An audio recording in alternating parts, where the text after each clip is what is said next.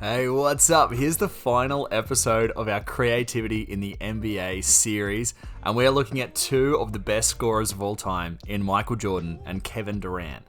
Now, they both fit our similar creativity profile of chaotic artists. It's archetype number 4, and it is for scorers that are highly technical and highly creative.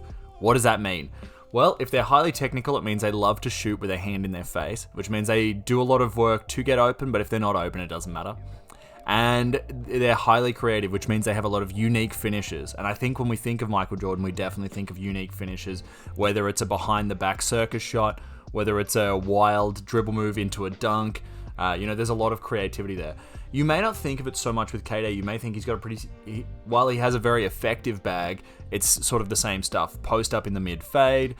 Maybe it's a 3-pointer. Maybe it's a nice little drive in. But when you actually watch him and you look at some of his better plays, he actually has a very high level of creativity. He's got a lot of unique finishes, especially when he's sort of within about 6 feet and he's sort of finishing something between a floater and a layup.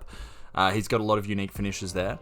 But let's talk a little bit about them and why they're similar. So, they score with a similar philosophy, which is that both of them are the best scorer in the NBA at their time. They know that almost no one can guard them. It's just up to them whether they get the ball in or not. So, what makes them similar? Well, MJ is kind of the KD of the 90s when it comes to scoring, okay? So both were very proficient in what was the main form of scoring at the time. So whether now it's 3-pointers or back then it was mid-range shots, both were highly proficient. MJ could also go inside and so can KD. They both utilize speed and strength to get open, but even if they weren't, they would utilize that to finish through contact and around people. Let's have a look. So, just to recap last week's as well, people back in the 90s and 80s used to shoot when they were more open. Nowadays, people shoot more with a hand in their face. So the technical scores of everyone of the modern era is a little bit higher than everyone else of the older eras. It's because people used to take more mid-range shots. So nowadays, someone might be in a corner and the ball goes to them and a defender flies out to try and block the shot. They up fake and they'll drive in and try and finish a layup. Back in the 90s, that would sometimes be an up fake, step in, and then just mid-range shot. So and they would be wide open to do that. So that's kind of what's changed, and that's why people are more technically advanced now. But if you sort of manage the scores, these two are quite similar. So let's have a look at what makes them similar. They're both the best scorer in the league, as I mentioned, at their time. They both are one-on-one experts, and that's really what sets this chaotic artist archetype apart, is that it is a one-on-one expert. No matter what you do, these chaotic artists are really, really hoping for a one-on-one. Where they need to move the ball is with the double team, and that can be a little bit harder for them to read because they're such good scorers. Even a double team sometimes isn't enough to stop them.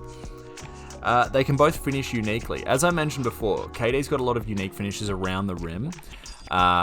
And so that's really good. That's so hard to stop. He's so lanky. He also can dunk on people, which is quite helpful. He also, according to my statistics, is the hardest scorer in NBA history to stop. Not like Kareem, where Kareem can just get 2 points at anywhere, but KD also has the highest technical rating, which means he is the person that seeks out people to destroy them and gets as close as possible when he's finishing above them. So it's really good. Both utilize their height over defenders. So let's take a look at this. So MJ, obviously, very, very athletic, and he would use that height to jump and get some free space over defenders. KD has the length to just do it. Both have deep bags. They both can score in a heap of different ways, and that's kind of what sets this style up. And then they're both unstoppable. That's the thing that makes these two similar. So who else is kind of in this category?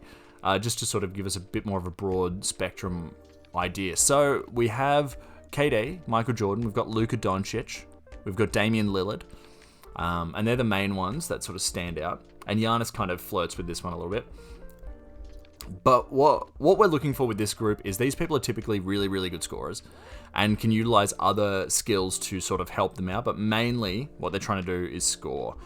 And so when we look at people like this, they usually have really high points per game. They also tend to be the main thing that people look at on the sheet when they're coming in to play these people. How do I stop this person? And they tend to be great final options at the end of games. So with that done, that brings us to the final chapter in the Creativity in the NBA series. I really hope you enjoyed it. I hope that it's given you an extra sort of set of stats to think about. For me, what's important with these things is just sort of giving you an extra way to look at basketball and how you can sort of assign players and assign roles.